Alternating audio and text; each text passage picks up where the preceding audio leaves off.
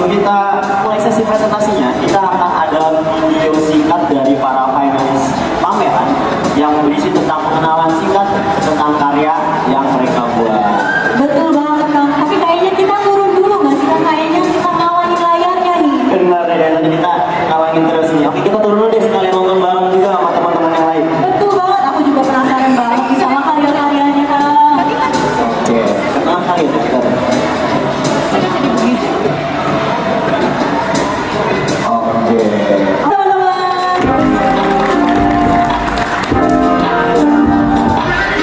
Tenakin merupakan perusahaan yang bergerak di bidang peternakan. Tenakin menyediakan produk-produk berkualitas tersendiri seperti daging ayam, telur ayam, daging kambing, daging sapi, serta layanan investasi. Tenakin berkomitmen untuk memberikan pelayanan terbaik kepada pelanggan. Dalam upaya untuk memudahkan konsumen, Tenakin telah mengembangkan sebuah aplikasi inovatif bernama Tenakin. Melalui aplikasi ini, konsumen dapat dengan mudah untuk membeli berbagai macam daging segar langsung dari peternakan. Selain itu, fitur yang menarik pada aplikasi ini menawarkan peluang investasi di bidang peternakan yang memungkinkan Anda untuk berinvestasi dan mendapatkan keuntungan dari industri peternakan yang terus berkembang. Bersama Tenakin, bersama kita yakin. Oke, mau nanya lagi dong, Mas.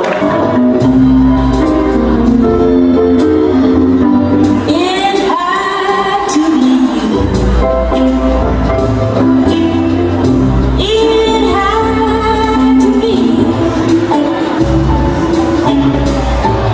I wandered around until I finally found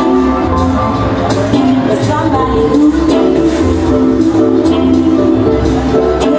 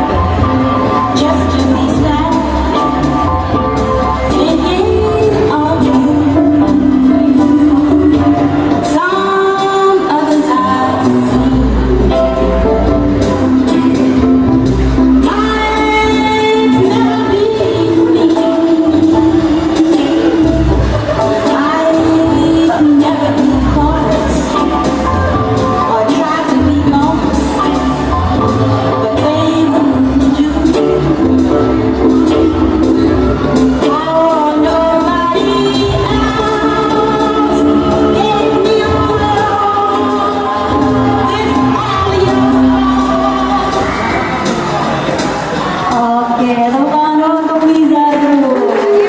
Tadi ada penjelasan singkat mengenai karya dari Pizza Group. Aduh, jadi penasaran banget nih Kak. Tapi kita lanjut dulu nggak sih ke finalis yang ketiga nih? Betul, selanjutnya finalis ketiga. Oke, selanjutnya finalis ketiga dari Kang Muhammad Rafi Ilmuna Ihsan dengan jenis karya desain grafis.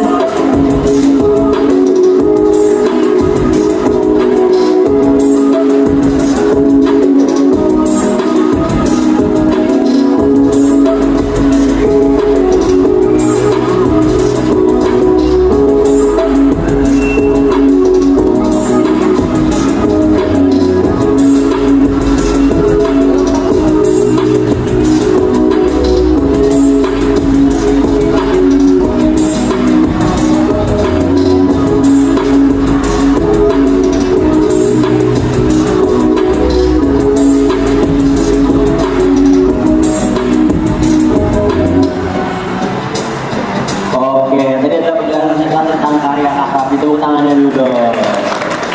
Selanjutnya nih, kita ada langsung ke video finalis keempat yaitu Kang Panji Gunawan dengan jenis karya White Side.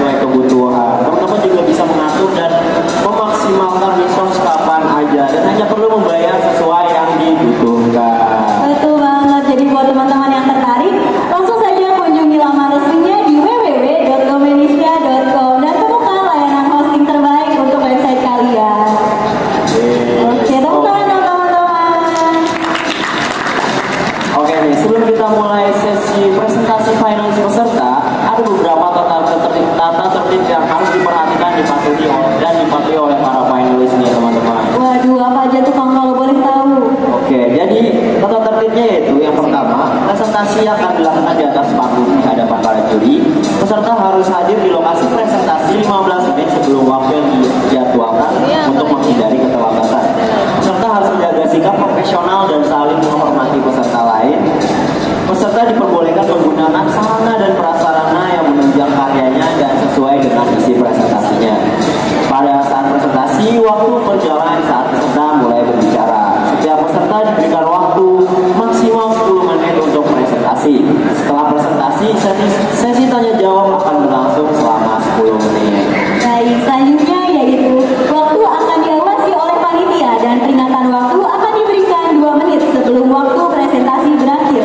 Presentasi harus disampaikan dengan jelas, terstruktur, dan sesuai dengan topik yang akan disampaikan. Peserta harus menghindari penggunaan bahasa yang tidak pantas atau tidak profesional. Peserta harus menghindari panitia menyediakan proyektor serta device, dan peserta diharapkan mengumpulkan slide presentasi maksimal 2 hari sebelum acara dilaksanakan. Dan slide presentasi hanya dikumpulkan dalam bentuk Microsoft Office PowerPoint, dan peserta diizinkan memasukkan file dalam bentuk video, flash atau bentuk lain ke dalam media presentasi utama yaitu Microsoft Office PowerPoint. Perubahan materi presentasi setelah pengumpulan tidak diperkenankan. Peserta yang tidak mengikuti tata tertib dapat dikenai sanksi berupa perubahan atau Halo tim Partner nih, kalau boleh tahu nih siapa aja anggotanya, boleh dong kenalan. Sebelumnya ini nih, kita beranggotakan dua cewek satu cowok saya mungkin. Kalau boleh tahu namanya siapa aja nih? Perkenalkan semuanya, nama saya Teguh Raka Pratama Putra. saya Firya Felisa Sulfa dan saya Nisyati Andrina. Oke, teman-teman kayaknya udah penasaran ya, tapi boleh nggak sih di spill dikit karyanya tentang apa? Kalau mau spill dikit, karya tadi kan udah ada di video ya. Kalau kita tuh membuat sebuah perusahaan yang memang bergerak untuk mengelola hasil ternak atau bisa kita bilang di bidang peternakan. Oh, seperti itu. Oke, baik. Tanpa berlama-lama lagi, mungkin kita langsung aja kan kepada tim Farsan, dipersilakan untuk presentasi. Sebelumnya, Assalamualaikum warahmatullahi wabarakatuh. Sebelum presentasinya dimulai, saya mau menanyakan satu atau mungkin dua hal. Di sini siapa yang suka makan daging? Sudah pasti ya, rata-rata pasti selain suka sayur, pasti juga suka daging. Tapi kalian juga pernah berpikir gak sih, ketika mungkin kalian mau makan daging, tapi kalian tidak tahu gitu, daging apa yang harus saya beli, daging mana yang berkualitas dan tidak berkualitas, gitu. Atau mungkin ini udah pasti beda ya pertanyaan dari yang pertama. Pertanyaan kedua, kalian pernah nggak sih sebagai mahasiswa ingin mempunyai penghasilan sendiri yang dimana jadi kalian tidak perlu lagi untuk meminta kepada orang tua. Salah satunya yaitu dengan berinvestasi, menyiapkan keuangan untuk masa depan. Tapi kalian tidak tahu harus mulai dari mana, atau mungkin karena semakin majunya perkembangan zaman pada saat ini, kalian tuh memikirkan kepraktisan dalam melakukan investasi. Maka dari itu kami menyediakan solusi inovatif dari masalah-masalah tersebut. Dan inilah salah satu perusahaan yang kita buat, yaitu Ternakit, yang beranggotakan saya tadi sudah dijelaskan Teguh Raka Pratama Putra, ada Filial dan juga ada Nisyati Andrina.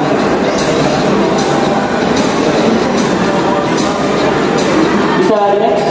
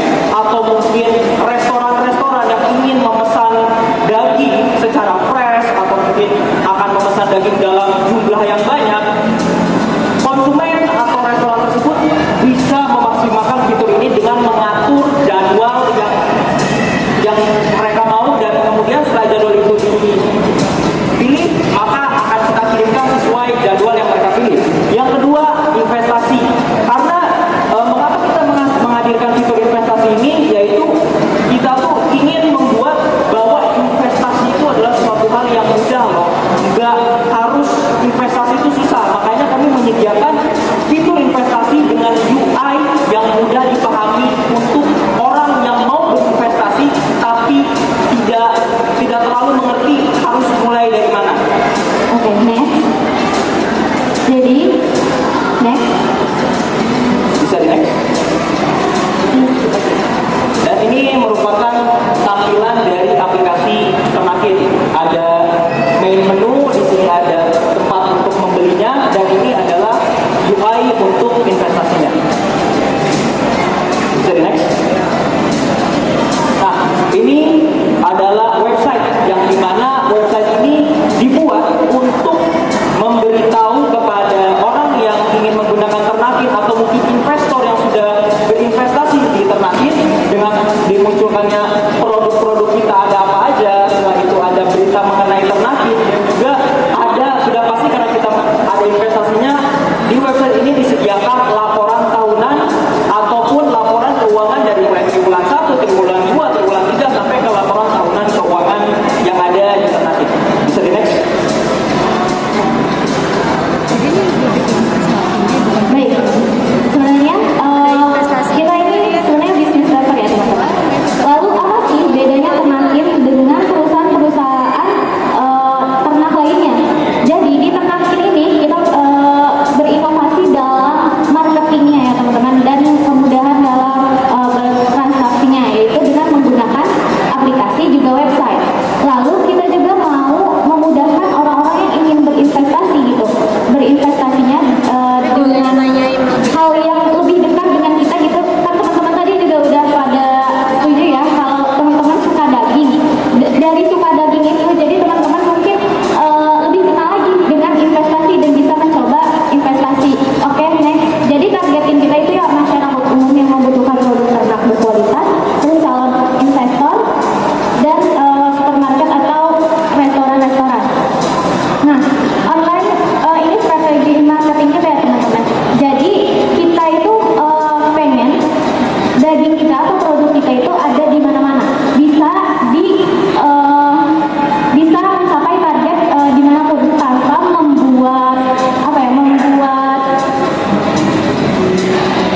membuat perusahaan cabang lainnya gitu.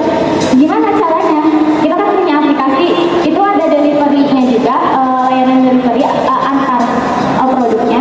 Itu nanti kita masukin produk-produk kita ke supermarket yang ada di Jawa Barat gitu. Jadi nanti teman-teman bisa pesen daging walaupun perusahaan kita misalkan ada di Karawang, tapi teman-teman yang di Bekasi bisa pesen daging terus langsung dikirimnya itu dari supermarket yang terdekat dari rumah teman-teman atau konsumen yang pesan.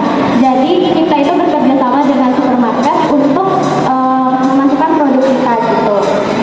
Jadi di strategi marketingnya ini kita meningkatkan atau mengoptimalisasi SEO-nya, terus SER, terus juga email marketing.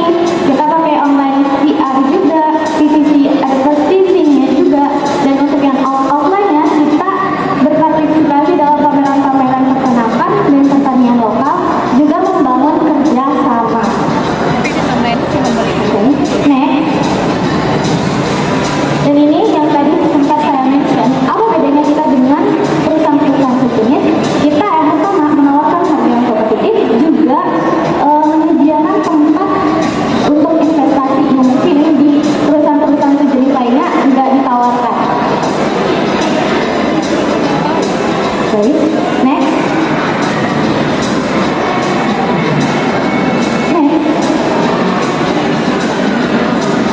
Nah, kemudian ngomong tentang investasi, ini adalah merupakan financial projection dari Ternakin, yaitu ringkasan total biaya untuk pembangunan perusahaannya, yaitu ada lahan dan pembangunan dinominasikan sekitar 6 miliar 650 juta, pembelian bibit bisa dilihat di situ nominalnya ada 458 juta, biaya pakan dan vitamin tahunan yaitu 2 miliar 253 juta, dan juga pengembangan aplikasi yang sekitar 88 juta, sehingga total kebutuhan dananya yaitu 9 miliar 450 juta 475 ribu. Jadi next. Nah, kemudian kita masuk ke yang investasinya. Persentase saham yang dijual bebas itu 25%. Karena kenapa? Karena kita sebagai pembuat dari Ternakin ini, karena kami ingin memiliki hak penuh dibandingkan kita menjual terlalu banyak ke orang lain untuk dibebaskan, tapi kita yang punya lotnya lebih banyak. Setelah itu tadi kan sudah dibilang total valuasi perusahaan itu sekitar 9 miliaran. Nah, jadi jumlah saham yang kita jual bebas ini sekitar ada 2 juta lembar. Karena satu lot perusahaan itu, satu lot itu berisi 100 lembar. Nah, jadi jumlah saham yang dijual bebas itu sekitar 23.000. Dan harga per sahamnya itu kita patok dengan harga 100.000 dan persentase dividen atau laba ketika dihasilkan dari menjual hasil ternak itu 50% yang akan diberikan ke investor setiap tahunnya. Baik, kepada di partner mohon maaf karena waktunya telah habis. Mungkin kita cukupkan sesi presentasi. Waduh, keren banget ya karya dari tim partner ini. Tepuk tangan dong teman-teman. Selanjutnya adalah sesi tanya jawab. Persilakan kepada Dewan Juri untuk memberikan pertanyaan atas karya dan presentasi dari tim partner. Kami persilakan.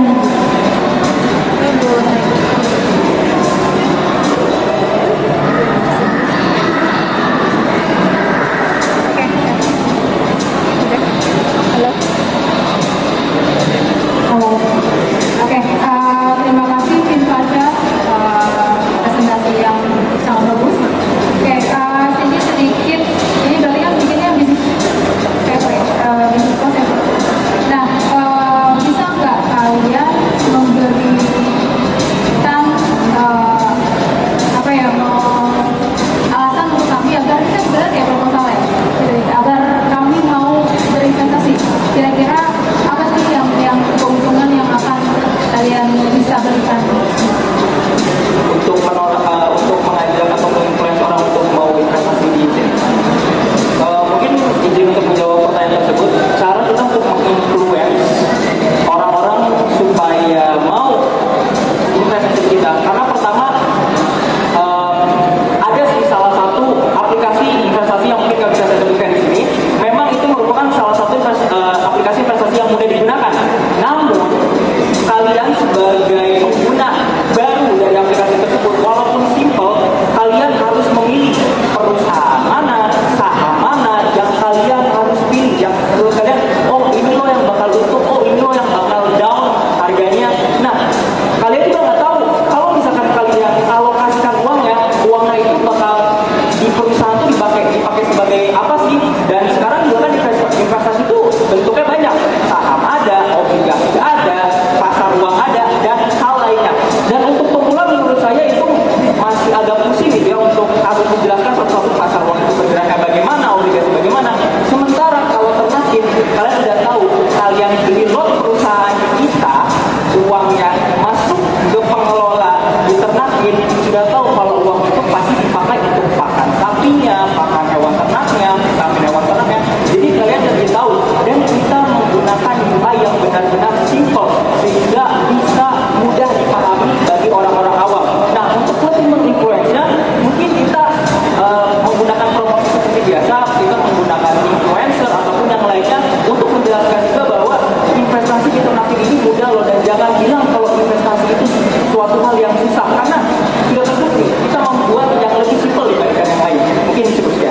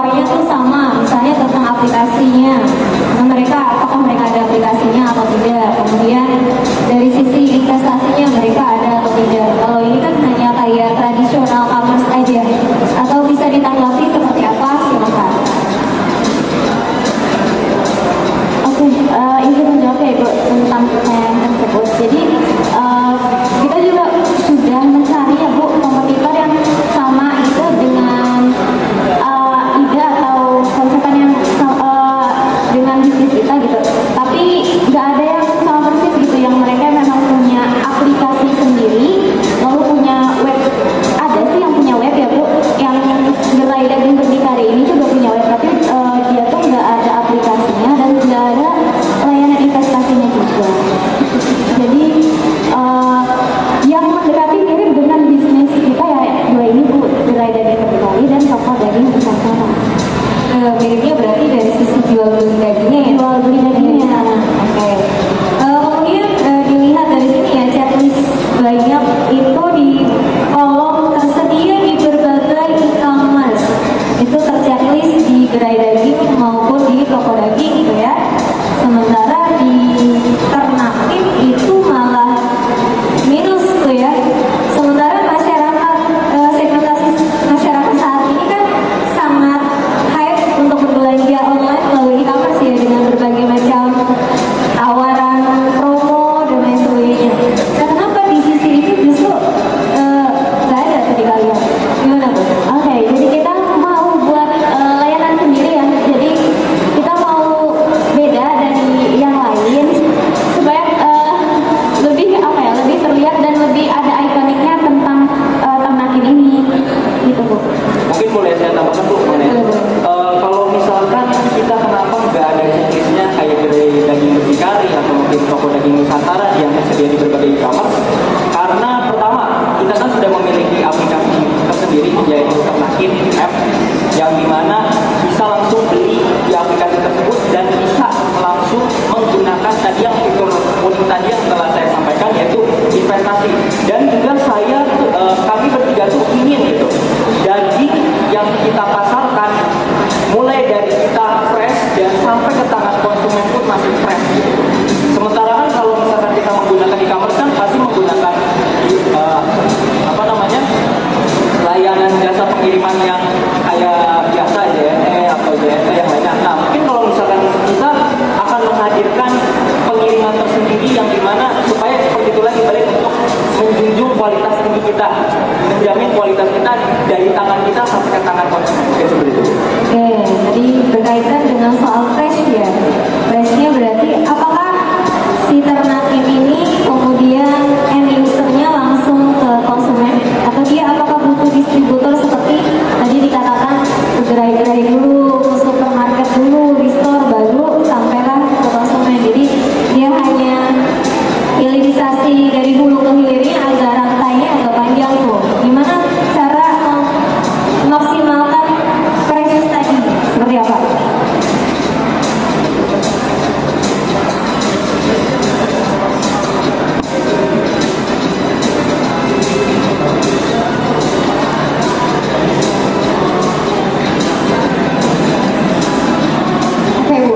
Jadi kan karena kita punya perusahaan sendiri, jadi sebagian itu dikirim di supermarket, jadi lebih dekat gitu. Jadi kita mengirimkan banyak supplier gitu, sehingga kalau misalnya nyampe di pintu konsumen itu tetap fresh gitu dan bisa dikirim di satu juga gitu.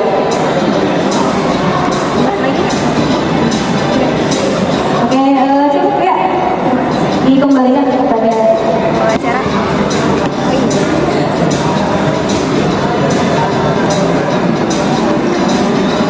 Baik, terima kasih kepada para jurnalis atas pertanyaan dan tim Farcar atas presentasinya. Mungkin dicukupkan kepada tim Farcar, terima kasih, dipersilakan untuk. Oh, ada slogan katanya yang boleh slogan dulu. boleh banget. Oke, terima kasih. Sekian presentasi dari kami. Kurang lebih yang mohon maaf. Wassalamualaikum warahmatullahi wabarakatuh. Oke, mungkin untuk menutup hasil presentasi kita, boleh kali ya kita jargon dulu. Tadi udah di video juga udah disebutin jargon kita apa, masih ingat kan? Lupa. Gimana jargonnya? Jargonnya kalau misalkan saya bilang Ternakin, kalian bisa jawab bersama kita yakin, oke? Oke, saya mulai ya. Ternakin bersama kita yakin. Ini tepuk tangan dong teman-teman buat tim Farcar. Oke, tadi kan tim Farcar udah selesai presentasi nih, udah selesai tanya jawab juga. Gimana kalau kita lanjut aja di kantor tim berikutnya? Waduh, boleh banget tuh. Saya juga penasaran nih, dari tim selanjutnya bakal presentasi apa lagi nih. Oke, selanjutnya kita panggilkan tim yang kedua. Beri tepuk tangan yang meriah untuk Pizza Group. Ada Pizza Group, dipersilakan naik ke atas dulu. Kami ingin memberikan sedikit prototipe pertama. Kita udah bikin prototipe company profile kami dan ini untuk pas oleh kami. Jadi karena kami fokusnya e-commerce, kami udah buat demonstrasi jadi fake pembayaran berbasis dan ini juga saya gimana luhurkeun atuh kan. Dan teman-teman yang sedang menghadiri Silogi Expo, terima kasih. Kita di sini Pizza Group akan memperkenalkan ide bisnis dari kita yang bernama Pakai. Pakai ini adalah sebuah platform fashion e-commerce dengan teknologi augmented reality dan user oriented fitur. Kemudian boleh di next. Oke, kita akan memperkenalkan apa itu Pakai ini.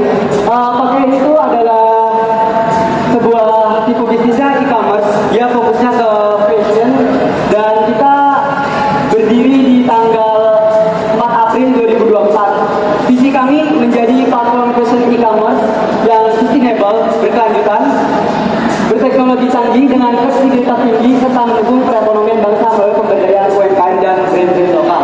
Kemudian untuk misinya menjadi trendsetter bagi platform fashion e-commerce digital yang mendukung kreativitas anak bangsa melalui pengembangan teknologi dan meningkatkan perekonomian lokal melalui pemberdayaan UMKM dan brand-brand lokal. Oke, di sini juga bisa teman-teman lihat sebuah bisnis summary.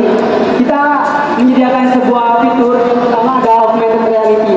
Nah, augmented reality ini nanti digunakan untuk try on, mencoba pakaian menggunakan augmented reality. Seperti teman-teman tahu di Instagram itu bisa dicoba topi-topian, terus baju dan sepatu, dan itu sudah mulai dikembangkan oleh beberapa platform fashion juga di dunia, mulai merambah kemana-mana. Terus kemudian ada yang kedua itu ada flexible request, menyesuaikan desain dan ukuran sesuai keinginan bebas dari pengguna. Nah, fashion e-commerce itu kurangnya apa di Indonesia? Yaitu yang pertama, dia tidak bisa custom gitu, sesuai dengan keinginan kita. Misalkan ada teman-teman yang ingin ikut event dan dia punya fashion sendiri. Nah, di tempat kita ada fitur namanya flexible request. Di situ nanti teman-teman bisa ikut andil juga mengembangkan fashion teman-teman. Kemudian ada Fairplay algoritma, membuat algoritma pencarian yang relevan berdasarkan prestasi dan perdagangan. Nah, kalau misalkan di Shopee, di Tokopedia, teman-teman tahu pastinya di sana itu mereka membayar sebuah marketing. Nah, tapi kalau dipakai itu menggunakan prestasi, seberapa cepat mereka mengirimkan, seberapa mereka lama gitu. Jadi mengikuti prestasi penilaian dari para pelanggannya. Dan ini sangat mendukung UMKM yang modalnya sedikit untuk berkembang besar. Kemudian yang selanjutnya ada AI Business Assistant. Nah, menggunakan generative AI untuk membantu penjual dan pengguna dalam ranah aplikasi.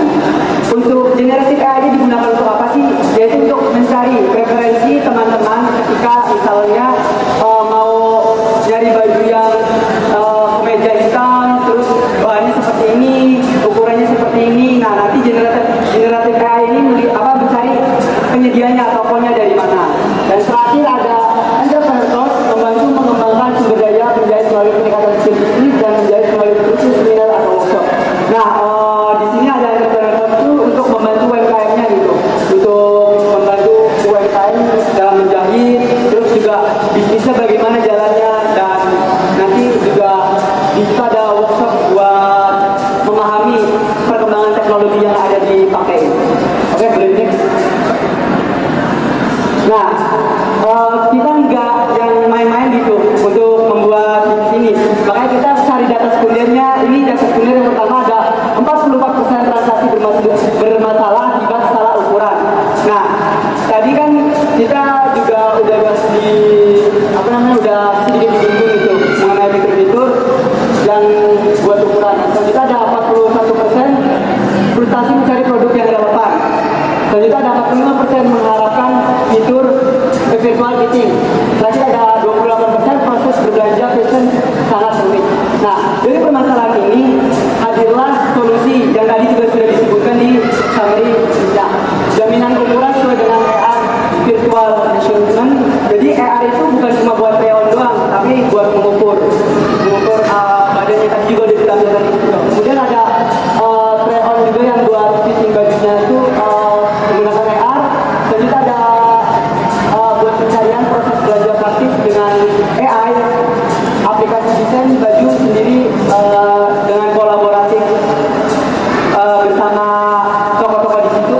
terakhir ada penjahit dan UMKM didukung pelatihan dan konveksi. Oke, berdiri di next. Nah, di sini ada market size dan customer. Untuk market size kita ambil 22% dari komisi total transaksi di e-commerce yang nantinya akan kita jalani. Yang pertama ada TAM.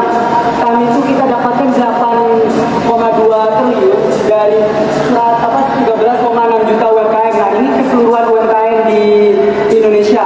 Kemudian untuk SAM-nya ini 5,3 triliun di 10,9 juta UMKM itu bergeraknya di bisnis kreatif, fashion, dan yang bisa kita wadahi gitu. Kemudian untuk SOM-nya kita ambil 20%, target kita SOM-nya 1,07% di UMKM 2,8 juta, dan bisa teman-teman lihat nanti di datanya di bawah. Kemudian untuk customer segmennya, demografisnya UMKM fashion, pengusaha, penjahit, pengguna gawai, terus ada sosial ekonominya juga, bisa dibaca menengah ke atas. Kemudian ada psikografis, pengusaha dan UMKM. Geografisnya kita hanya di Indonesia saja. Kemudian lain-lain ada fashion enthusiast, tech enthusiast, sama e-commerce buyer dan lain sebagainya. Next, go next. Oke, ini adalah bisnis model kanvas yang lama-lama kami buat ini. Pertama kali kami membuat bisnis ini itu kami menggunakan pendekatan dengan cara membuat bisnis model kanvas seperti yang bisa dilihat pada layar di depan. Mas saya nggak akan membahas satu-satu karena terlalu panjang dan teksnya terlalu panjang, jadi silakan dibaca saja dan video ini sudah disediakan. Jadi bisa langsung di next. Oke, baik, ini adalah cash flow, kemudian ada financial projection yang telah kami buat. Kami membagi cost structure dan juga revenue stream. Cost structure itu adalah modal awal, revenue stream atau pendapatan. Modal awal kami bagi menjadi 3 jenis. Pertama dari variable cost, fixed cost, dan overhead cost yang merupakan jenis-jenis dana yang dibutuhkan berdasarkan sumber dan berdasarkan kebutuhan. Lalu ada revenue stream yang kami ambil berdasarkan 2 kategori, B2C atau business to customer, dan B2B atau business to business. Kemudian berdasarkan ROI bisa dilihat hasilnya adalah sekitar 2,55% dari biaya investasi. Ini sekitar 2 kali lipat dari biaya investasi atau modal awal yang dibutuhkan. Payback periodnya adalah sekitar 0,391 tahun atau sekitar 3-4-5 bulanan. Bisa di next. Oke, dalam membuat ini kami juga tidak asal buat dari sini tiba-tiba langsung dibuat. Kami membuat sebuah survei dengan beberapa parameter ya. Dan bisa dilihat ada beberapa orang yang seperti kami berikan. Ada Hasna, Lia, Esya, Gita, dan lain-lain. Dan 116 orang lainnya lebih. Sebenarnya data terbarunya itu sudah lebih dari 120-140. Alhasil kami berhasil mencari apa sih yang orang-orang itu mau, dan kami membuat yang disebut sebagai value proposition canvas dan prioritization matrix. Dan kami mendapatkan bahwa ternyata memang betul bahwa orang-orang itu memiliki keinginan-keinginan yang kuat terhadap dunia fashion, terutama fashion digital di Indonesia. Dan kami mengkategorikan fitur-fitur kami itu berdasarkan high urgency atau kepentingannya yang sangat tinggi, dan juga impact atau dampaknya itu besar ke dunia fashion gitu. Dan kami mendapati bahwa fitur-fitur kami itu ternyata menurut orang itu adalah high impact dan high urgency, meskipun ada beberapa yang dampaknya besar tapi nggak penting-penting amat. Sini. Oke, dan ini adalah hasil dari survei kami yang kami sajikan menggunakan data visualization. Yang pertama, bahwa ada 57 orang menjawab aplikasi ini sangat perlu, skala 5. Kemudian dari sini juga kami bisa mendapatkan bahwa sekitar berapa persen ini? Pokoknya banyak lah, yang bisa dilihat dari bagian merah itu menandakan bahwa orang itu banyak sekali mengeluarkan uang untuk berbelanja online. Meskipun ada yang tidak pernah berbelanja online itu, mereka mengeluarkan sekitar 400.000 dalam setahun. Yang jarang itu mengeluarkan 559.000. Omong-omong, ini belanjanya offline yang tidak pernah belanja online itu dengan cukup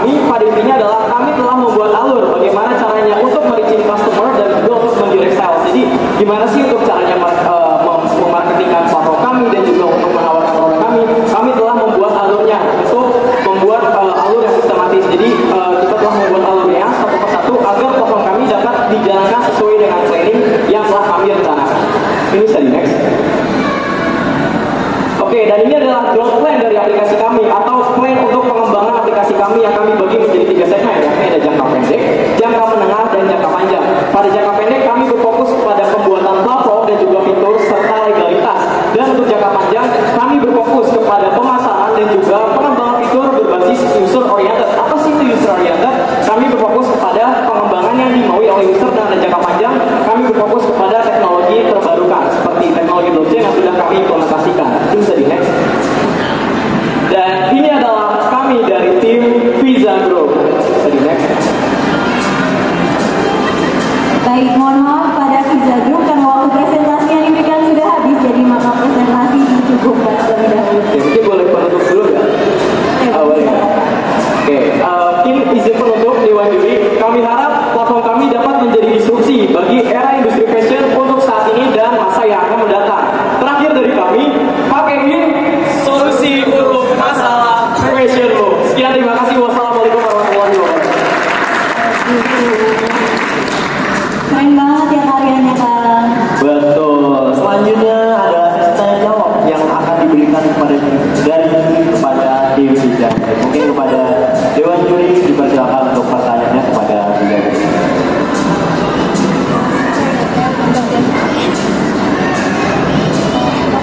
Oke, tes Visa Group. Baik, pertanyaan awal. Apa nama pakaiin ya? Pakaiin ini maksudnya adalah sebuah marketplace atau memang dia berdiri sendiri seperti punya produk atau brand sendiri gitu ya?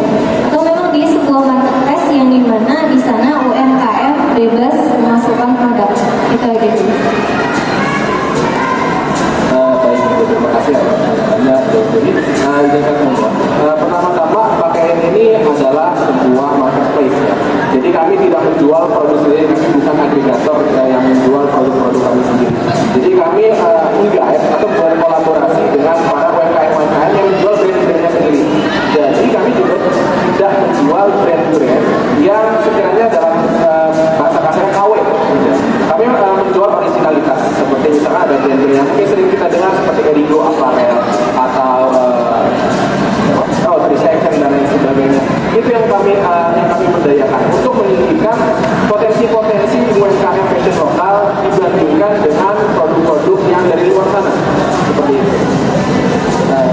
Oke, mau sedikit tambah nih Bu. Ini memang kita sebagai platform e-commerce, jadi kita tidak menyediakan produk, tapi kami sebagai jasa penyedia atau sebagai kayak Shopee seperti itu Bu. Namun kami berfokus kepada fashion saja dengan berbagai fitur yang kami telah sesuaikan dengan kebutuhan user seperti itu. Namun visi-visi kami tetap pada satu tujuan kami, yakni lebih memberdayakan UMKM itu seperti itu. Oke, tadi jawabannya adalah marketplace ya. Iya, betul. Oke, dan kalau kita tahu saat ini marketplace yang paling famous adalah Shopee atau si hijau Tokopedia. Kemudian berambah lagi namanya social commerce TikTok Shop. Nah, itu kan bisa jadi kompetitor kalian tuh ya. Kenapa itu justru tidak ada di competitor analysis?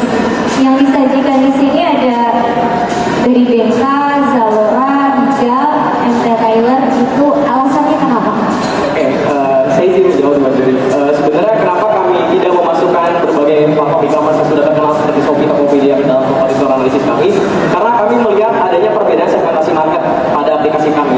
Jadi kami juga telah melakukan survei. Kira-kira orang-orang itu lebih suka belanja di platform apa sih? Dan ternyata mereka tuh lebih suka belanja fashion itu di tempat-tempat terkhusus. Jadi bukan tempat-tempat yang kayak Shopee yang lebih terdistribusi banyak. Nah makanya kami tidak memasukkan itu sebagai kompetitor analisis kami, dan terlebih karena kami terfokusnya di fashion, kami jadi lebih berfokuskan untuk menyediakan fitur-fitur seperti tadi ada pengetesan augmented reality dan juga ada asisten AI, dan juga kami ada satu fitur unggulan yakni adalah kami dapat melakukan flexible request. Dalam artian jika ada user yang ingin membuat sebuah baju, nah kami tuh bekerja sama dengan berbagai UMKM yang memang bisa memproduksi baju agar UMKM tersebut dapat merealisasikan hasil desain produk yang dimaui oleh user seperti itu. Jadi memang karena kami bergeraknya di bidang fashion dan kami juga berfokusnya untuk membuat peningkatan fitur yang berfokus pada dunia fashion, jadi kami tidak memasukkan seperti Shopee dan Tokopedia. Kenapa? Karena di Shopee dan Tokopedia itu benar-benar hanya berfokus kepada marketplace-nya saja, tapi tidak ada peningkatan fitur secara spesifik pada produk fashion itu. Kalau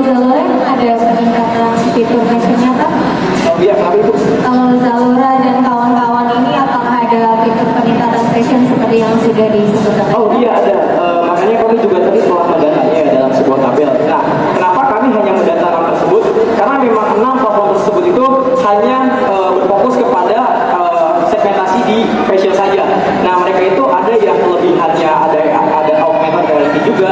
Namun augmented reality-nya itu hanya sebatas kayak kita bermain game ibu. Kayak misal ada orang di tengah-tengah dan nanti bajunya bisa ganti-ganti, hanya seputar seperti itu saja. Jadi tidak terlalu abstrak kayak kita misalkan kayak filter begitu, itu belum ada dimanapun. Nah, ada juga yang berbasis dia tuh menjual produk fashion, tapi untuk algoritmanya dan juga untuk fitur-fitur seperti desain-desain, nah itu juga ada di berbagai platform e-commerce yang kami data. Seperti itu, kayak misal, coba pengen lihat kalau bajunya merah seperti apa, kalau misalkan ditambah kancing dan lain seperti apa, itu ada. Namun benar-benar belum sempurna dan terkadang ada di satu platform namun tidak ada di platform lainnya, seperti itu. Satu lagi sebutnya ya. Satu lagi nih penasaran ya. Ini kita challenging banget untuk kemudian tiba-tiba hadir sebuah platform e-commerce baru. Sementara beberapa platform yang sudah ada udah menguasai pasar. Nah, gimana cara kalian untuk reach out si konsumen ini dengan aplikasi yang sudah ada? Meskipun tadi dikatakan powerful-nya ada di beberapa fitur seperti AI, kemudian ada beberapa fitur lain yang lebih canggih gitu ya. Tapi kan bukan berarti kemudian kecanggihan itu bisa mengambil hati konsumen ya. Jadi ada kebiasaan, kemudian ada apa hal yang kalian lakukan untuk reach out si konsumen tadi? Dari saya terlebih dahulu ini Bu ya. Nah, kenapa kami begitu yakin dan kenapa kami yakin bisa reach out customer-customer yang mungkin sudah terbiasa berbelanja di Shopee dan semacamnya. Nah, sebelum kami membuat aplikasi ini, ada satu hal yang kami lakukan terlebih dahulu, yakni terjun ke masyarakat. Nah, ketika kita terjun di masyarakat, ternyata masyarakat itu sering mengeluhkan, Mas, saya itu sering banget nih belanja di fashion di tempat online kayak toko online atau toko hijau, tapi sih itu sering kecewa, terutama untuk kaum yang bisa dibilang sudah 40 tahun ke atas. Nah, terus juga banyaknya berbagai macam produk KW dan juga berbagai macam produk-produk yang tidak sesuai dengan deskripsi dan juga sangat minim gitu Bu untuk pengamanannya. Jadi begitu banyak produk-produk yang sebenarnya itu kurang berkualitas tapi banyak dijual di berbagai platform e-commerce. Nah, makanya kami menyediakan untuk untuk platform e-commerce yang benar-benar berfokus kepada fashion. Dan kenapa kami juga berfokus kepada UMKM? Karena ini adalah salah satu misi kami juga untuk mengedepankan UMKM. Karena kalau dari yang kami lihat ya, Bu, kebetulan sekarang juga Indonesia ini sendiri benar-benar sedang dibanjiri oleh produk impor seperti produk Cina. Nah, kami tuh yakin banget gitu kalau seandainya produk-produk lokal Indo tuh juga nggak kalah, tapi sayangnya hanya nggak ada platform yang dapat menampung mereka seperti itu. Nah, makanya kami meningkatkan dengan berbagai fitur dan juga kita juga melakukan respondensi kepada berbagai macam masyarakat melalui offline dan online, dan ternyata dengan berbagai macam fitur dan juga penyesuaian aplikasi yang kami lakukan, mereka berminat untuk pindah untuk pembelian fashion saja seperti itu. Mungkin untuk pembelian segmentasi produk lain mereka mungkin lebih prefer ke toko-toko lainnya itu seperti itu, karena ya mungkin kebiasaan mereka yang sudah terbiasa untuk belanja e-commerce di platform tersebut. Saya ingin menambahkan sedikit lagi. Selain dari apa yang sudah disampaikan oleh teman saya, kami juga memiliki strategi pemasaran. Jadi strategi pemasaran kami itu bermula di regional kecil dulu, baru kemudian beranjak ke lokal, baru setelahnya beranjak ke Southeast Asia atau Asia Tenggara, baru juga merambat lagi ke ranah internasional. Dan tadi juga sudah dijelaskan ada customer sequence, itu juga ada beberapa taktik kami bagaimana kami reach out baik itu customer maupun bisnis lain. Nah, itu lewat direct marketing atau social media marketing dan sebagainya. Sudah. Kira saya yang masih singkat saja karena aku sudah diperkenalkan itu blockchain. Kita menggunakan nanti ada Visa Coin, karena kalau misalkan di e-commerce itu kan pakainya online aja gitu, koinnya online. Nah, kita ini diintegrasikan dengan blockchain gitu. Jadi keseluruhannya itu kita ada tahap-tahapnya tadi yang di blockchain kalau misalkan bisa dibantu. Oke, untuk yang payback tadi itu yang sudah kami jelaskan ya tentang financial projection. Payback period itu kami ambil berdasarkan hasil ROI, return on investment. Jadi berdasarkan return on investment berarti didapatkan bahwa ketika kita punya penghasilan sebesar 2,55 kali daripada modal awalnya, itu bisa mendapatkan 0,333 sekian tahun atau sekitar 3-4 bulanan. Nah, untuk payback period itu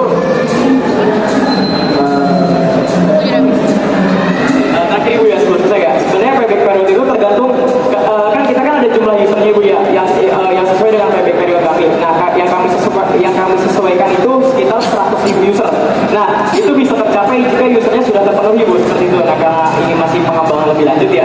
Jadi mungkin payback period itu tidak segitu dulu. Namun mungkin kalau sudah merich 100.000 transaksi misalkan per minggu, per bulan, baru payback periodnya bisa nyampe 3 sampai 4 bulan Ibu. Jadi step by step. Masih belum ya? Merich A dulu, baru B. Baik, mungkin karena waktu kita jawabnya sudah habis, kita cukupkan kita jawabnya. Kita terima kasih kepada Dewan Juri yang telah memberikan arahan kepada kita, juga dan kepada teman-teman yang menyimak presentasi kita dan tanya jawab tadi. Semoga paket ini bisa diimplementasikan di Indonesia dan bisa reach sampai dunia internasional. Berikut kami Pizza Group pamit undur diri. Wassalamualaikum warahmatullahi wabarakatuh. Oke, keren banget ya dari Pizza Group. Pizza Group ada jargon juga nggak nih? Oh udah. Gak mau jargon lagi kan? Cukup. Oke, terima kasih kepada Pizza Group. Mungkin dipersilakan untuk kembali ke tempatnya. Waduh, udah buat tim Ika. Pizza Group sama Marcia kan udah selesai presentasi nih. Udah tanya jawab juga. Gimana kalau kita lanjut aja nih Kang ke peserta yang berikutnya? Benar banget nih. Langsung aja kita panggilkan peserta yang ketiga untuk mempresentasikan karyanya di hadapan para juri. Tepuk tangan yang meriah untuk Kak Muhammad Rafi Munahisa.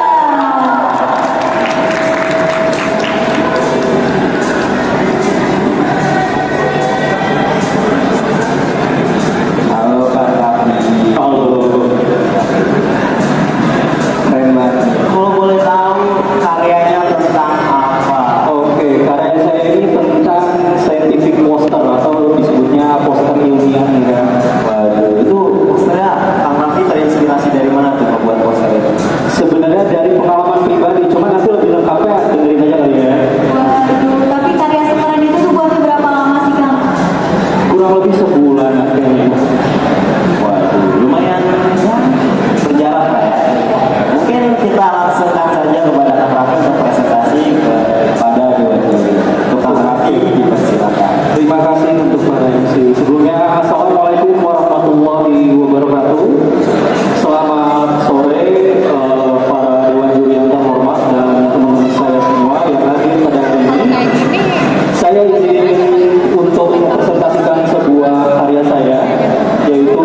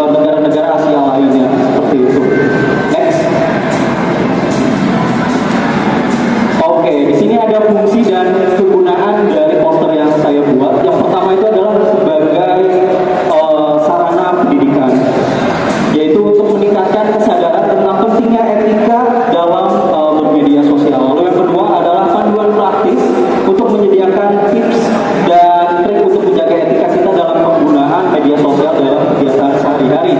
Lalu juga yang ketiga adalah untuk sebagai sarana preventif atau pencegahan kita dari perilaku tidak etis yang dapat merugikan diri sendiri dan orang lain di dunia maya. Bisa di next. Oke, di sini ada 5 etika dalam menggunakan sosial media dan internet ya. Yang pertama itu menghindari penyebaran isu sara, pornografi dan aksi kekerasan. Kedua, menggunakan bahasa yang baik. Ketiga, jangan terlalu mengubah informasi pribadi. Yang keempat, cek kembali kebenaran informasi. Dan yang kelima, menghargai hasil karya orang lain. Sebenarnya ini ada lebih dari 10 teman-teman untuk etika ini, cuman saya simpulkan menjadi 5 yang paling penting dan intinya seperti itu. Next. Oke, ada pun keunikan dari poster saya. Pasti kalau desain-desain biasa banget ya, tanpa keunikan. Nah, poster ini menggunakan desain retro teman-teman, menggunakan elemen visual dari era 70-an hingga 90-an. Ini saya riset ya, karena pengguna sosial media di Indonesia itu 50% itu umurnya itu 25 tahun ke atas. Jadi 1990-an ke bawah gitu kan, yang dimana sosial media dan internet itu belum ada. Jadi saya menyesuaikan agar bisa kelompok usia tersebut tuh masih bisa terasa gitu adanya perubahan teknologi yang terjadi di dunia kita atau di Indonesia ini. Nah, desain ini juga gak hanya menarik secara estetis, tapi juga membawa nuansa nostalgia yang dapat menarik perhatian berbagai kelompok usia. Nah, ini juga membantu menekankan perbedaan ya antara interaksi sosial dulu dan sekarang gitu, serta pentingnya adaptasi etika dalam konteks digital. Nah, desain ini juga mengajak audiens untuk memikirkan bagaimana nilai-nilai etika tradisional itu masih relevan. Kita tahu bahwa misalnya teknologi itu biasanya desainnya itu tajam ya, lalu desainnya itu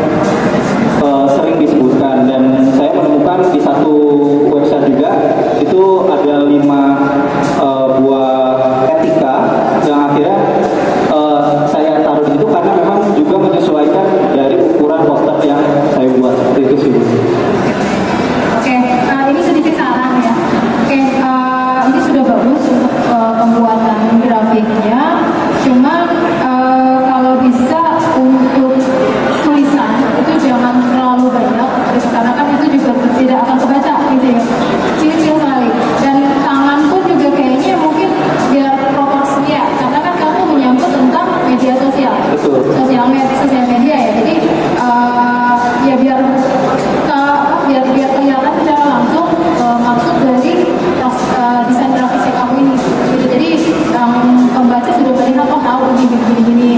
Terus nanti kayak yang di atasnya ini sebenarnya kan ada tuh yang internet dan sosial media, indeks keberadaban. Sebenarnya itu diperlukan tidak sih untuk di poster kamu ini?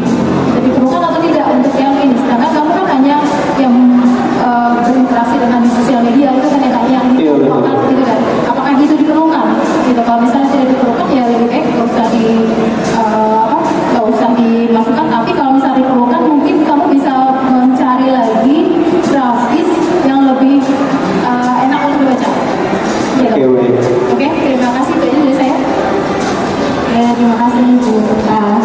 Oke, dari saya tadi sempat disinggung ya, kamu pemilihan desainnya adalah desain retro. Betul. Agar menciptakan vibes 70-an, 90-an ya.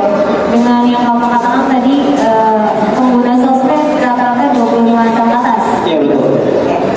Kalau Kecil. iya, tapi kalau 25 tahun ke atas, gen apa? Milenial atau Gen Z? Gen Z ya. Gen Z Atau dan anggaplah Gen Z dan milenial gitu ya. Tapi desain yang disuguhkan oke, itu sudah terlihat vibes-nya memang retro ya. Cuman banyak teks-teks kecil yang padat sekali di sana. Sementara tadi dikatakan untuk 25 tahun ke atas, anggaplah misalnya 30 tahun juga itu banyak 30 tahun juga yang matanya memang udah minus gitu. Jadi sepertinya sangat tidak relate kalau saya disuguhkan poster seperti ini ya. Mungkin saya hanya tertarik dengan desain tangan besarnya itu, saya akan nyorot langsung ke sana ini maksudnya apa. Sementara untuk data sains yang kamu tampilkan itu tidak ingin saya lihat karena itu terlalu kecil bagi saya ya. Nah, adakah tanggapan kamu kenapa memilih padat informasi dengan tekstual yang sangat padat tersebut atau gimana? Oke, mungkin itu lebih ke cara desain aja kali Bu. Cuman kalau untuk sebagai alasannya, karena memang saya ingin meng-highlight di bagian 5 etika cara bersosial medianya itu, walaupun memang secara bentuk desain ini merupakan scientific poster ya, jadi mungkin lebih seperti itu sih Bu. Jadi ingin meng-highlight di 5 etikanya saja gitu untuk sebagai poin utama dari poster yang saya buat gitu. Jadi untuk data-data di atas itu memang sebagai pelengkap saja dan informasi saintifik gitu. Oke, baik. Kemudian pada fungsi dan kegunaan mungkin ya, tadi di slide ditampilkan fungsi poster ini pertama untuk pendidikan ya, kemudian untuk panduan praktis, kemudian untuk pencegahan. Coba dong dijelaskan kondisi seperti apa di area pendidikan ini butuh poster ini, kemudian kondisi seperti apa poster ini menjadi sebuah panduan praktis dan menjadi sebuah pencegahan. Sementara kayaknya lebih simpel kalau misalnya kita ya buka artikel aja gitu ya, apa sih etika bermedia sosial atau misalnya apa gitu. Nah, kondisi seperti apa yang kemudian kita membutuhkan ini poster. Oke, jadi sebenarnya lebih ke perilaku kita sebagai, contohnya saya sebagai anak muda ya Bu. Kita ini sekarang dituntut untuk ingin apa-apa tuh cepat gitu. Jadi kalau misalnya kita ditanya gimana sih etika bermedia sosial, pasti kebanyakan mereka enggan mencari gitu. Kadang kita untuk ikut bermedia sosial aja tinggal install terus menggunakan gitu, kita malas melihat agreement yang ada di sosial media. Nah, poster ini berguna ketika misalkan kita tempel di bagian instansi pendidikan gitu. Jadi misalnya ada anak muda atau orang tua lewat, terus tiba-tiba ada poster 5 etika dalam bermedia sosial gitu kan. Oh ternyata ada loh etika dalam bermedia sosial kayak gitu. Jadi lebih ke apa ya, pendidikan yang secara insan aja gitu, kita lewat, kita melihat ada poster, oh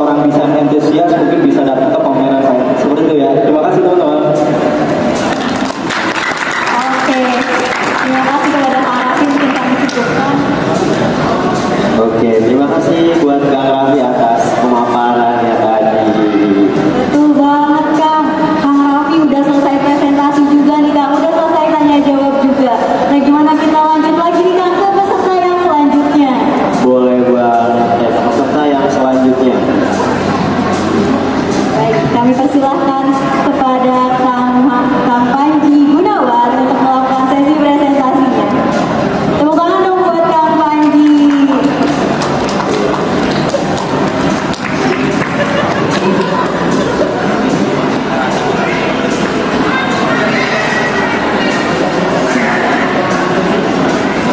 Halo Kang Panji. Ya, halo. Kalau boleh tahu, boleh ketengahan dong Kang? Boleh sih.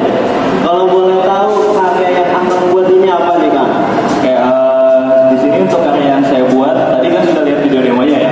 Jadi itu adalah suatu platform website yang dimana sistem informasi kesehatan dan juga suatu apa ya, itu untuk menghimpun kesehatan gitu kan. Kalau boleh tahu berapa lama tuh buat website? Oke, ini bukan bermaksud nyombong ya, bukan dari seminggu sih untuk pembuatan website-nya. Aduh, keren banget. Oke, kayaknya teman-teman udah penasaran nih. Saya juga penasaran sama website-nya gimana. Kita langsung aja masuk ke sesi presentasi kepada Kang Panji. Kami persilakan. Oke, baik, bismillahirrahmanirrahim. Assalamualaikum warahmatullahi wabarakatuh. Oke, perkenalkan nama saya Panji Gunawan. Di sini saya akan mempresentasikan website yang saya bikin, yaitu Ayo Sehat. Pertama-tama saya ucapkan hormat kepada Dewan Juri yang kita dan juga teman-teman yang saya banggakan. Oke, mungkin bisa di next.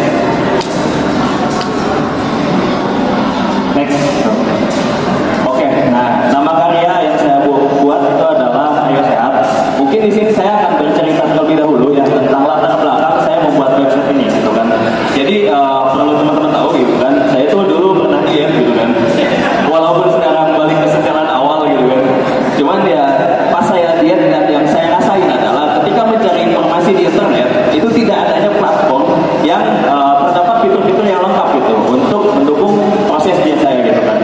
Dan juga saya yakin teman-teman yang sedang menjalankan hidup sehat gitu kan akan ada kesusahan gitu kan dalam mencari informasi di internet tersebut gitu kan. Maka dengan itu saya memiliki ide untuk membuat satu platform yang dimana fitur untuk hidup sehatnya itu lebih lengkap dan itu dinamakan dengan Ayo Sehat. Oke, mungkin bisa di next. Oke, ini aja. Nah, apa itu website Ayo Sehat? Seperti yang saya jelaskan di awal tadi, sedikit saya jelaskan, yaitu Ayo Sehat adalah situs yang berfokus pada gaya hidup sehat, menyediakan berbagai layanan dan informasi kesehatan. Nah, untuk fitur-fitur situs ini meliputi pemeriksaan BMI, tips pola makan, olahraga, dan komunitas. Lalu ada fitur obrolan juga. Jadi di sini bukan hanya terdapat fitur saja, tapi terdapat fitur untuk komunitas untuk menghimpun orang-orang yang ingin hidup sehat. Ya, bisa di next.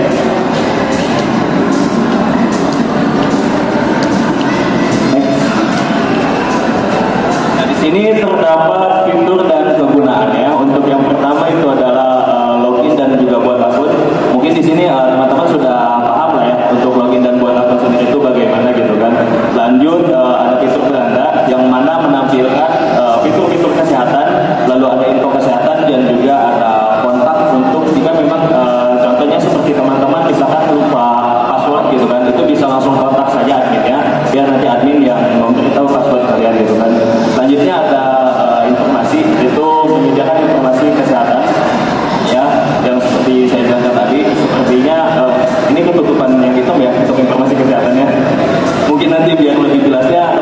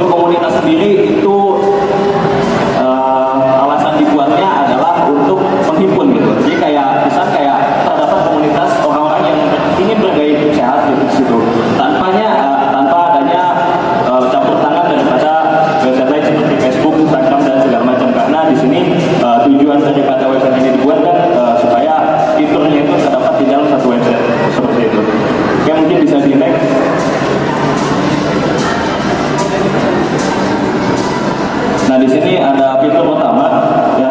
Jadi yang pertama itu ada fitur cek BMI, lalu ada pola makan, olahraga, komunitas dan juga obrolan. Yang mungkin akan saya sudah jelaskan tadi, bisa di next. Oke, nah selanjutnya di sini ada keunikan. Nah seperti yang saya bilang tadi, di sini tuh website ini tuh bukan hanya tentang informasi kesehatan atau bagaimana cara hidup sehat aja gitu, tapi juga di sini untuk sesama user itu bisa saling berkomunikasi dan juga bisa bergabung dalam satu komunitas gitu kan. Nah di sini ada catatan yang mana Ayo Sehat tidak hanya menjadi sumber informasi kesehatan, tetapi juga membangun komunitas yang solid dan interaktif, mendukung Anda mencapai gaya hidup sehat bersama-sama. Oke, bisa di next.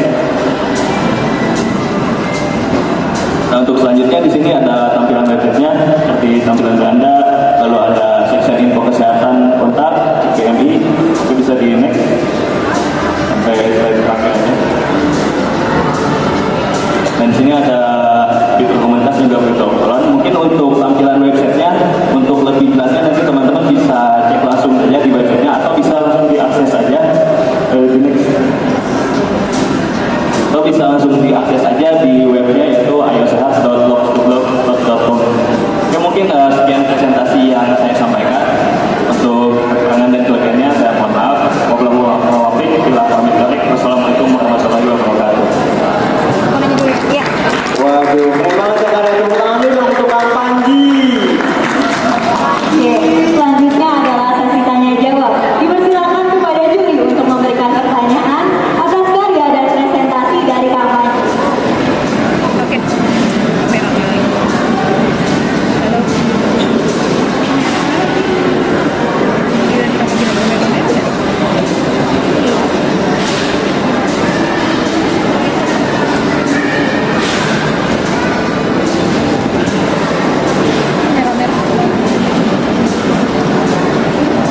Oke, Panji, tadi kamu bilang kamu membuatnya 1 minggu ya? Bukan, kurang dari 1 minggu. Kurang dari 1 minggu. Berarti skripsi harusnya kelar ya 1 minggu. Ya, insya Allah.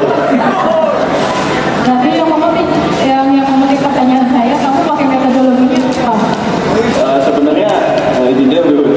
Sebenarnya untuk website ini sendiri itu kayak sebelumnya kan saya pernah trial error juga gitu. Dan mungkin bukan full coding nol dari awal dan juga bukan fiturnya itu kayak saya kayak pikirkan itu pas di 1 minggu itu gitu. Cuman karena emang sebelumnya udah mencoba-coba dan segala macamnya, jadi ya di 1 minggu itu full implementasi apa yang saya sudah bisa gitu. Makanya ya dengan tidak tidur dan juga jarang makan, jadi udah dalam kurang 1 minggu itu. Nanti metodologinya apa? Apa Bu? Metodologi yang kamu gunakan apa? Untuk metodologinya sendiri mungkin lebih ke ini ya Bu, ke extreme programming Scrum gitu Bu. Yakin? Yakin? Sure. Ya. Extreme programming ya. Oke, karena kan tadi wow banget ya kamu 1 minggu kurang gitu udah selesai membuat ini semua. Jadi berarti kita tunggu ya Bu di sidang Minggu depan mungkin bisa Bu. minggu depan ya. Oke, jadi kamu. Oke, ini kamu cek PMI hitungnya gimana? Itu jadi kayak ada satu rumus gitu Bu. Jadi kayak saya dapat dari Google juga itu untuk rumusnya. Cuma di situ emang kekurangannya cuman kayak cek BMI itu secara general aja Bu. Bukan kayak yang untuk laki-laki itu gimana, untuk perempuan itu gimana gitu. Oke, berarti nanti kemungkinan akan ada pengembangan seperti itu. Untuk kedepannya pasti ada pengembangan dan juga untuk kedepannya sih saya ada niatan kayak ketika misalnya kita cek BMI nih, kalau misalkan kayak BMI-nya ini di bawah ataupun di atas itu nanti akan ada opsi gitu. Kalau misalnya di bawah otomatis kan dia secara pola makan akan berbeda dengan yang gemuk. Kalau misalkan dia yang di atas BMI-nya dari ideal, otomatis dia harus disarankan dia. Dan juga untuk olahraganya juga nanti itu akan berbeda-beda Bu untuk setiap user yang sudah cek BMI-nya. Gitu sih. Berarti pola makan harian ini sesuai dengan cek BMI yang sudah dia lakukan. Iya Bu, sebenarnya untuk pengembangan kedepannya akan seperti itu. Tapi kalau yang ini sekarang? Untuk yang sekarang ini lebih ke general aja sih Bu. Kayak pola makan sehat itu adalah ya pola hidup sehat itu selama seminggu itu pola makannya seperti itu gitu. Ya, saya mau Siska pasti berbeda dong nanti kalau Iya, beda kita. Kurang dari seminggu Bu. kita Siska kalau kecil. Oke, itu aja dari saya. Terima kasih. Terima kasih Bu Oka. Menarik sekali.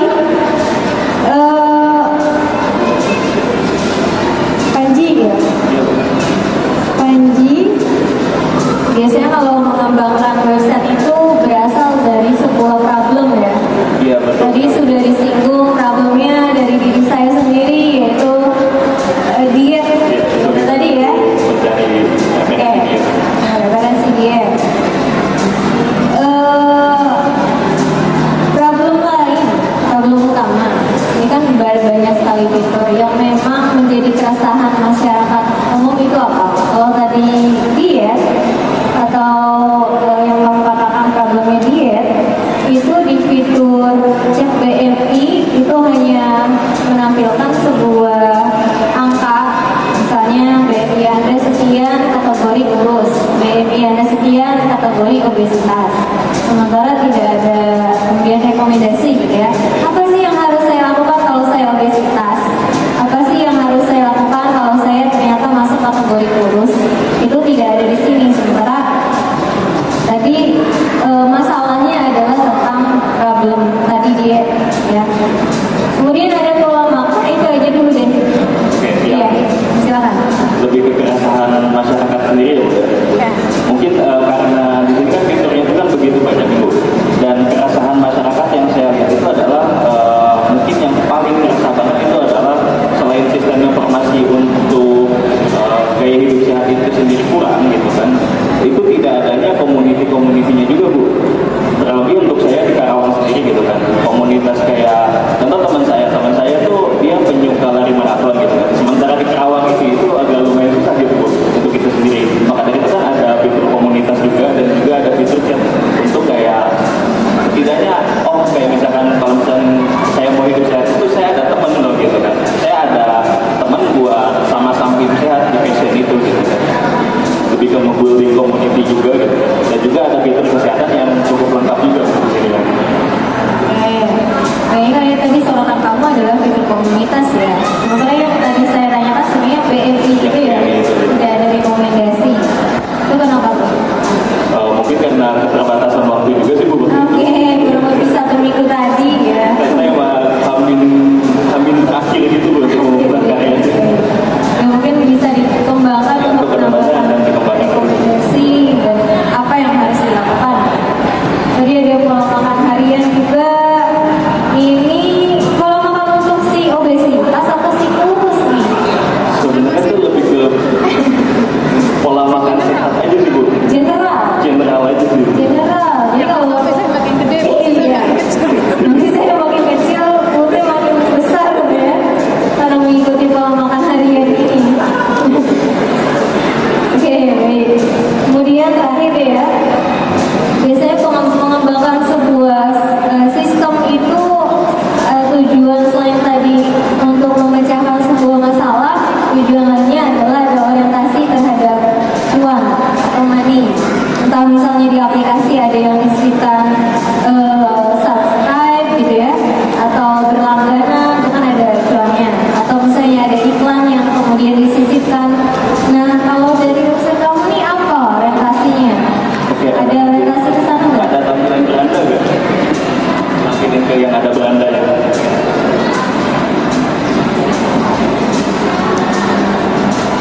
Di preview saja, baik kan?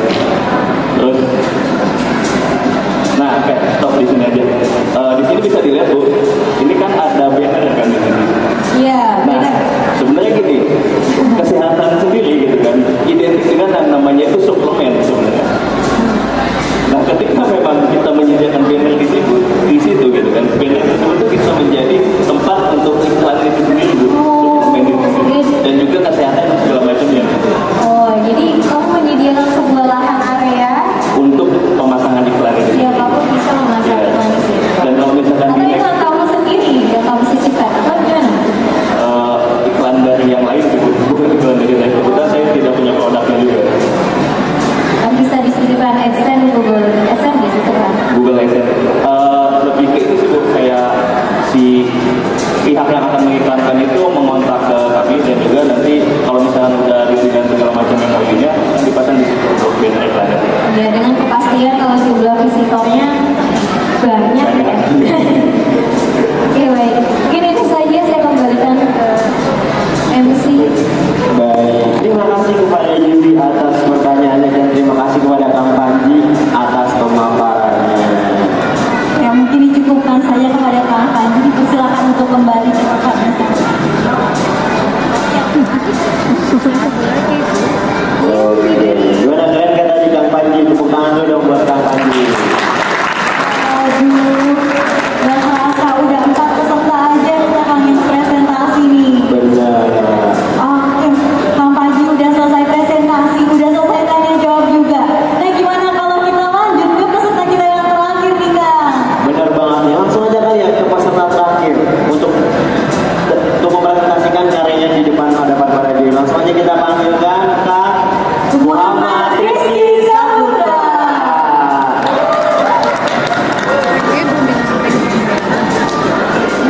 jelajah warung suka Ibu Hani. Halo Kang Rizky. Halo. Oke. Kalau boleh tahu, Akang tadi kan kalau nggak salah di videonya bikin website ya kan ya? Kalau boleh tahu website-nya berapa lama sih ngebangun website itu? Berapa lama ya kira-kira? Bisa dihitung seminggu lebih sih, soalnya kalau misalkan kita cepet-cepet juga kebaikan. Jadi saya juga memperkirakan untuk waktu pekerjaannya. Oh, Waduh, keren banget. Enggak seminggu kurang, Mas? Enggak. Baik. Boleh dong di-spill dikit dapat inspirasi dari mana sih Kang bikin website kayak gitu? Inspirasi saya sebenarnya banyak ya dari lingkungan saya di kampus juga terutama, dan juga karena ini bisa dibilang merupakan ajarnya mahasiswa dalam memamerkan suatu karyanya juga dan juga produknya masing-masing. Jadi kita saat teman-teman mahasiswa aja lebih tepatnya. Aduh, keren banget nih. Kayaknya karena teman-teman udah penasaran, saya juga penasaran nih sama karyanya Kang Rizky. Mungkin langsung aja kepada Kang Rizky, kami persilakan. Sebelumnya mohon izin Dewan Juri yang terhormat dan juga kepada teman-teman peserta semua. Di sini saya akan menjelaskan dan juga mendemonstrasikan sebuah website klien saya dari Jelajah Warung teman-teman. Jadi di sini saya melakukan pembuatan website e-commerce lebih tepatnya untuk bisa memfasilitasi teman-teman semua terutama dan dikhususkan untuk mahasiswa sistem informasi dalam rangka jual beli teman-teman. Jadi di sini ada sebuah website e-commerce yang dimana kita tujukan dan dikhususkan untuk mahasiswa SD dalam misalkan teman-teman mempunyai suatu produk, ingin menjual sesuatu ataupun yang lainnya, kita bisa gunakan website ini teman-teman. Jadi kita nggak perlu dengan e-commerce seperti toko online, toko hijau ataupun yang lainnya, tapi kita punya yang namanya Jelajah Warung. Mungkin ini pernah ataupun ada di 2 tahun 3 tahun silam dan dikelola oleh mantan ketua kita itu Bu Hani, dan sekarang saya ingin membangkitkan kembali semangat dan juga kinerja dari sebuah website ini yang merupakan sebuah platform yang dikhususkan dan juga bisa menjadi suatu branding bagi mahasiswa SIUC kan sebetulnya, agar bisa merasakan sebuah kebanggaan dan juga eksklusivitas dalam berjualan dan juga berniaga teman-teman. Jadi misalkan teman-teman di sini terutama yang bisa yang mengikuti organisasi mahasiswa dan juga bagi aktivitas di perusahaan, pasti tugasnya hanya menjual suatu produk untuk kebutuhannya masing-masing. Betul? Nah, jadi sekarang kita bisa memfasilitasi teman-teman semua untuk bisa melakukan jual beli dari mahasiswa kepada mahasiswa itu sendiri teman-teman. Mungkin bisa di-scroll ke bawah. Nah, jadi di sini kita setiap ada produk baru ataupun yang lainnya, kita bisa melakukan negosiasi dengan para penjual dan juga bisa melakukan sebuah diskon yang lebihnya agar bisa kita tampilkan produk-produk terbaru ini di halaman website kita teman-teman. Jadi di sini ada sebuah landing page terlebih dahulu untuk bisa menjelaskan informasi dan juga menyajikan suatu produk yang memang memerlukan suatu branding terlebih terhadap website ini sendiri ataupun produk yang bakal kita jual teman-teman. Mungkin bisa disuruh lagi. Bisa dipakai semua ini. Nah, jadi di sini teman-teman kita punya beberapa alasan mengapa kita harus menggunakan website Jelajah Warung dan juga mengapa harus kita lakukan sebuah penjualan di website e-commerce kita teman-teman. Yang pertama ini karena kita eksklusif hanya untuk mahasiswa sistem informasi. Jadi di sini kita bisa dengan cepat dan juga free shipping, di mana kita bisa melakukan apa istilahnya, mungkin COD ataupun bisa melakukan pengantaran dan lainnya. Ini hanya di sekitar kampus kita teman-teman. Jadi memang dikhususkan dan juga memang menjadi suatu eksklusivitas untuk mahasiswa, mulai dari bekerja yang gampang, dari aktivitas dari cari yang gampang, dan juga bisa melakukan sebuah offline juga yang lainnya di sini teman-teman. Mungkin bisa di-scroll lagi.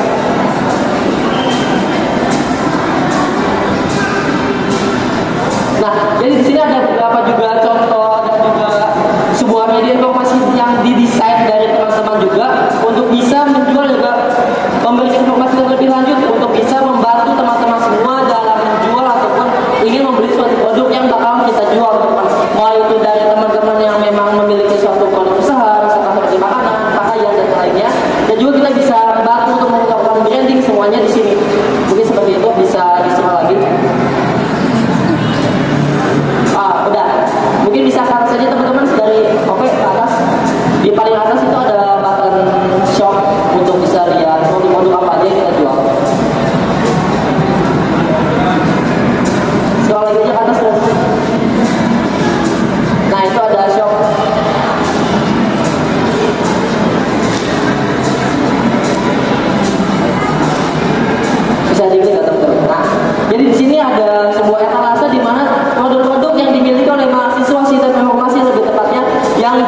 dijual dan belikan di lingkungan mahasiswa sistem informasi. Jadi kita sebagai mahasiswa bisa saling membantu untuk bisa menyediakan fasilitasnya, menyediakan platformnya yang memang akan kita khususkan bagi mahasiswa, terutama mahasiswa baru yang ingin tahu lebih lanjut seperti apa sih produk-produk yang bisa kita kerjakan dan juga produk apa saja yang memang bisa dijual oleh mahasiswa sistem informasi di sini teman-teman. Mulai dari jaket himpunan, ada dari merchandise lainnya, tas dan segala macamnya yang memang sudah ada dan misalkan teman-teman punya, misalkan ingin jual buku, jual makanan dan lainnya bisa kita jual di sini teman-teman. Itu adalah sebuah fasilitas yang kita berikan dari pengelola kepada semua mahasiswa informasi agar bisa menunjang fasilitas dan juga menunjang ide karya teman-teman semua. Mungkin sekian penjelasan dari saya. Selebihnya di atas ada button untuk melihat lebih lanjut bagaimana pengelolaan dari website ini ataupun yang lainnya bisa diatasi lagi. Kalau button di bagian about us Sabi Shop. Nah ya, di sebelah aja ke bawah. Nah jadi di sini kita Gajah Warung ini memang eksklusif untuk marketplace yang ada di lingkungan mahasiswa sistem informasi. Ya, mungkin ini enggak penjelasan detailnya. Jadi setidaknya di sini kita sebagai mahasiswa dan juga semua lingkungan yang ada di mahasiswa sistem informasi ini memang bisa dan juga ingin melakukan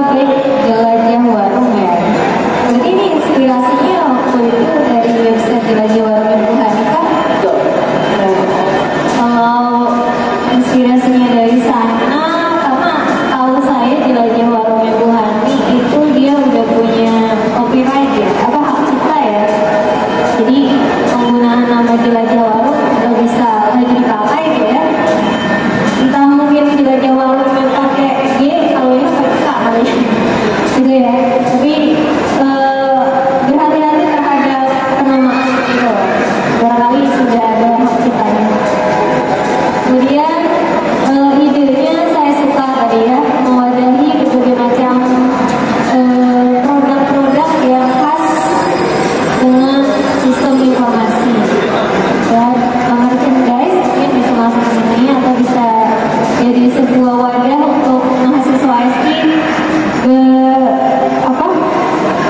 berbisnis atau belajar bisnis seperti itu ya.